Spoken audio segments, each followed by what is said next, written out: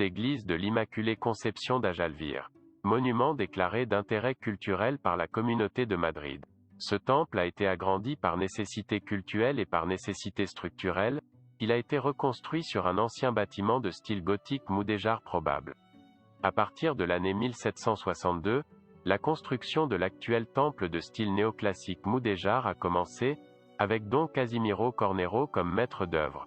Plus tard, l'architecte Manuel Machuca y Vargas a fait les plans. À l'extérieur, ces usines répondent à une construction traditionnelle castillane, des tiroirs en maçonnerie disposés par une structure en briques en rangée. La tour, dont l'emplacement en tête est très rare, est un élément à 4 corps surmonté d'une flèche élancée et d'une croix de fer sur boule de bronze, construit en 1769. Le portique de 8 arcs en pierre bien sculptés est situé sur le côté sud. Il est daté avec une inscription de 1718, mais de construction antérieure, en 1690, il nous place devant l'élément le plus ancien conservé de toute la construction. L'église est organisée en 3 nefs, avec un transept souligné en hauteur par le dôme à lanternon sur 4 péchinas, sur lequel se trouvent 4 toiles avec la généalogie divine et terrestre de Jésus. Les nefs sont séparées par des piliers cruciformes avec des pilastres attachés d'ordre simple. La nef centrale est beaucoup plus large que les bas-côtés.